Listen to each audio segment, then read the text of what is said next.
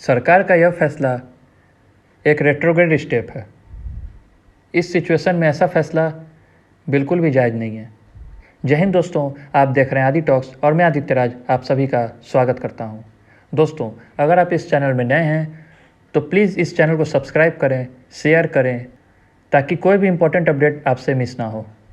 दोस्तों, जैसा कि मैंने पिछले वीडियो में बताया था, कैबिनेट अप्रूवल के बाद सरकार स्ट्रेटेजिक डिसइन्वेस्टमेंट के थ्रू IDBI बैंक को प्राइवेटाइज करने की ओर बढ़ रही है।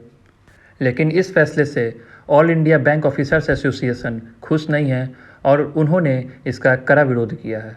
एस नागार्जुन बैंक एसोसिएशन के जनरल सेक्रेटरी हैं। उन्होंने एक लेटर प्रेसिडेंट ऑफ इंडिया को, प्राइम मिनिस्टर, RBI गवर्नर को और LIC IDBI बैंक के चीफ को लिखी है। उन्होंने कहा कि यह एक रेट्रोग्रेड स्टेप है, प्रतिगामी कदम है। इससे हालात बदतर होंगे और जो बैंकिंग व्यवस्था की स्थिति पिछले कुछ दशक पहले थी, हम लोग उसी की ओर बढ़ रहे हैं। डिसइन्वेस्टमेंट के डिसीजन से इससे जो प्राइवेट इन्वेस्टर हैं उनको फ़ायदा पहुंचाने की कोशिश हो रही है और बैलेंस शीट में जो बैड लोन है यह उसे भी सफ़ेद करने का कारण बन सकता है। एस नागार्जुन को डर है कि इन्वेस्टर्स के प्रॉफिट कमाने के लालच से बहुत से ऑफिसेस, ब्रांचेस बंद हो सकते हैं, बैंकिंग एक्टिविटीज़ में रुकावटें आ सकती हैं, इंटायर वर्कफोर्स जो है स्टाफ का उसमें कमी आ सकती है, जिससे जॉब जाने का भी खतरा है।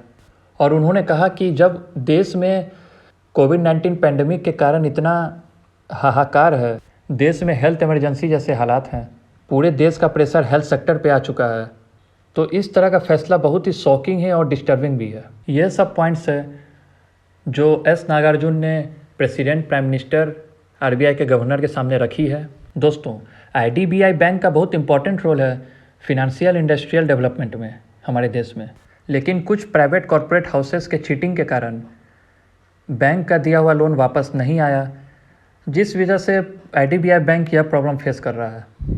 हालांकि IDBI के डिसइन्वेस्टमेंट की खबर से मार्केट इसका स्वागत कर रहा है और इसका शेयर 15% तक ऊपर गया है। खैर, सरकार का यह कदम कितना सही या कितना डिस्टर्बिंग है, यह तो आने वाले वक्त में हम सभी को देखने मिलेगा। बढ़ते हैं कुछ और इम्पोर्टेंट अपडेट की तरफ। दोस्तों, अगर आप दिल्ली से हैं तो दिल्ली सरकार ने ऑनलाइन पोर्टल लॉन्च किया है जिसमें आप ऑक्सीजन को लेकर ऑनलाइन बुकिंग कर सकते हैं। आपके पास एक फ़ोटो ID वैलिड होना चाहिए, कोविड पॉजिटिव रिपोर्ट और आधार कार्ड के डिटेल अपलोड करके आप ऑक्सीजन ऑनलाइन बुकिंग कर सकते हैं। अनदर अपडेट यह है कि अमेरिका के राष्ट्रपति जो बाइडेन प्रशासन ने वैक्सीन पेटेंट अधिकार छोड़ने का ऐलान कर दिया है। जी हाँ, पिछले साल अक्टूबर से ही 100 से ज़्यादा देश, जिसमें खासकर भारत और साउथ अफ्रीका ने भी पेटेंट अधिकार हटाने को लेकर मांग की थी। फ्रांस ने भी इसका समर्थन किया है और अमेरिका के इस फैसले का स्वागत भी किया है। भारत को इस फैसले के बाद युद्ध स्तर पर तैयारी शुरू कर देनी चाहिए। जितने भी फार्मा वैक्सीन का उत्पादन कर सकती है उसे इस काम में लगा देना चाहिए।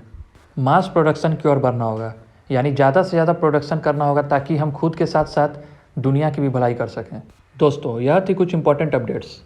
All India bank officers association की बातों से आप कितना इत्तेफाक रखते हैं और प्राइवेटाइजेशन को लेकर आप क्या सोचते हैं? आप अपनी राय और अपने सवाल हमेशा की तरह कमेंट में बता सकते हैं और इस चैनल को ज़रूर से ज़रूर सब्सक्राइब करें, शेयर करें ताकि कोई भी इंपॉर्टेंट अपडेट्स आपसे मिस ना हो। धन्यवाद।